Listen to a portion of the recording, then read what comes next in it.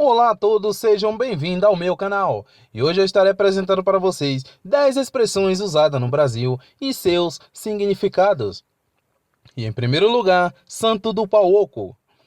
Hoje utilizamos essa expressão, Santo do Pau Oco, para designar pessoas dissimuladas, mas a origem dessa expressão é histórica e subversiva. No auge da mineração no Brasil, no período colonial, os impostos sobre o ouro e outros metais e pedras preciosas eram altíssimos. Para burlar esse esquema, imagens santas de madeira oca eram produzidas e depois recheadas de bens preciosos, como o ouro em pó. Desse modo, era possível passar pelas casas de fundição sem pagar os abusivos impostos à coroa. Não é à toa que uma imagem sagrada que esconde vil metal virou sinônimo de falsidade e hipocrisia. E em segundo lugar, amigo da onça. A expressão amigo da onça tem origem em uma velha anedota famosa nos anos 40, que vai mais ou menos assim. Dois caçadores estão conversando. O que você faria se estivesse na selva e aparecesse uma onça na sua frente? Dava um tiro nela. E se você não tivesse uma arma de fogo? Furava ela com minha peixeira. E se você não tivesse uma peixeira? Pegava qualquer coisa como um grosso pedaço de pau para me defender. E se não encontrasse um pedaço de pau? Subia numa árvore. E se não tivesse nenhuma árvore por perto? Saía correndo. E se suas pernas ficassem paralisadas de medo? Nisso o outro perdeu a paciência e explodiu. Peraí, você é meu amigo ou amigo da onça? Então, a expressão foi popularizada com a criação do amigo da onça. Em terceiro lugar, chorar as pitangas. Essa expressão vem do início do processo de colonização do Brasil, quando houve um choque cultural entre os portugueses e os indígenas que viviam por aqui. Segundo os historiadores, os portugueses enfrentaram algumas dificuldades na nova terra e por isso buscaram incorporar alguns costumes dos índios. Com isso, se deu início a diversas trocas culturais, inclusive de expressões que perpetuaram em nosso cotidiano. Bem, parece que a adaptação dos colonos por aqui não foi fácil, já que a expressão lusitana, chorar lágrimas de sangue, era bem usada por eles. Para os índios, porém, a fala não fazia muito sentido, tanto que tiveram que fazer uma adaptação. No caso, a palavra sangue foi substituída por pitanga, palavra derivada de pairangue, que significa vermelho em tupi. Como quando se chora muito os olhos ficam vermelhos, nasceu a relação entre o chororô e a frutinha, cor de sangue, nativa da Mata Atlântica brasileira. E em quarto lugar, ovelha negra. A expressão ovelha negra é bastante usada, não só no Brasil, para designar alguém que destoa de um grupo, que não se encaixa por causa de diferenças. Quando usamos a expressão ovelha negra da família, estamos falando daquela pessoa que é diferente do resto de seus parentes, aquele filho tido como rebelde ou que se destoa por suas atitudes e visões de mundo tidas como errônea. A expressão surgiu com o pastoreio, apesar da maioria das ovelhas serem brancas. Às vezes nascia uma espécie preto, mais difícil de cuidar e que não acompanhava os outros animais. A preferência pela ovelha branca também tinha valor econômico, já que a lã branca podia ser tingida e assim tinha mais valor no mercado. O motivo do significado negativo da expressão também vem de antigas crenças de algumas religiões pagãs. Segundo essas crenças, todos os animais pretos eram maléficos e muitas vezes eram sacrificados em homenagem aos deuses. E em quinto lugar, acabou em pizza. Essa expressão bastante utilizada no meio político é bem conhecida por nós. Quantas vezes vimos uma situação mal explicada acabar em pizza, ou seja, sem que ninguém fosse punido ou responsabilizado. Por incrível que pareça, a origem dessa expressão não veio da política, e sim do futebol.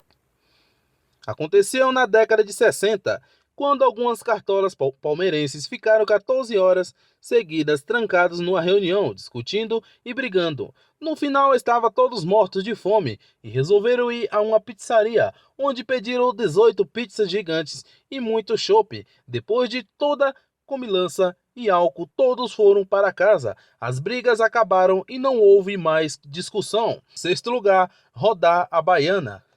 Quem roda a baiana é o tipo de pessoa que não leva desaforo para casa. Rodar a baiana significa fazer um barraco, tirar satisfações de uma forma geralmente escandalosa.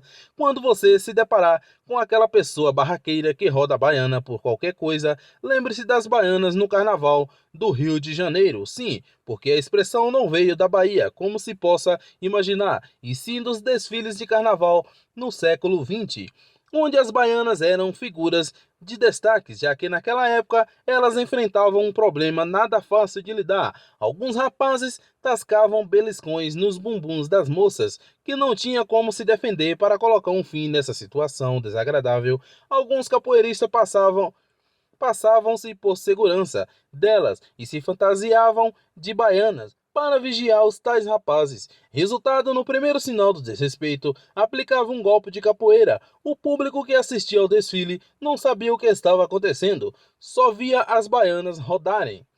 Em sétimo lugar, olha o passarinho. Essa expressão é bem antiga, quando a fotografia foi inventada. Nessa época, a tecnologia das câmeras fotográficas ainda engatinhava e a impressão da imagem no filme era bem lenta. As pessoas que iam ser fotografadas tinham que ficar imóveis por até 15 minutos, até que a imagem fosse impressa na máquina. Se isso era desagradável para os adultos, para as crianças era particularmente difícil. Foi então que se teve a ideia de pendurar uma gaiola de passarinho atrás dos fotógrafos, para que o bichinho chamasse a atenção dos pequenos e eles ficassem imóveis. A expressão ficou bastante conhecida e até hoje usada na fotografia.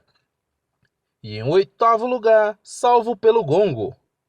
Essa expressão, que significa ser salvo de uma encrenca nos últimos segundos, tem origem na Inglaterra. Tudo começou por não haver mais espaço para enterrar os mortos. Então os caixões eram abertos, os ossos retirados e então levados para um ossário, e o túmulo ficava livre para ser usado por mais um defunto. Mas ao abrir alguns caixões, os coveiros achavam arranhões no lado de dentro das tampas, o que indicava que o defunto em questão tinha sido enterrado vivo, já que a catalepsia era uma doença muito comum da época. Para evitar o problema, eles começaram a amarrar uma tira no pulso do defunto, que passava por um buraco no caixão e era amarrado num sino. Por 2 dias após a morte da pessoa, alguém ficava de plantão ao lado do túmulo. Se o sino tocasse, significaria que ela tinha sido literalmente salva pelo gongo. E em nono lugar, bode expiatório. Essa expressão tem origem religiosa nas cerimônias hebraicas do Yom Kippur, o dia da expiação, que acontecia na época do Templo de Jerusalém. Um pobre animal era escolhido para ser apartado do rebanho e deixado ao relento na natureza selvagem como sacrifício, levando consigo todos os pecados da comunidade para serem expiados.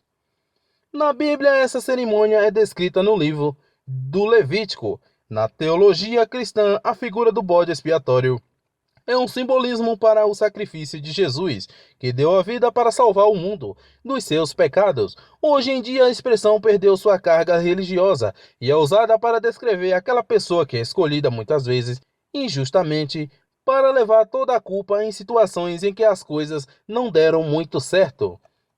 E em décimo lugar, sem eira e nem beira.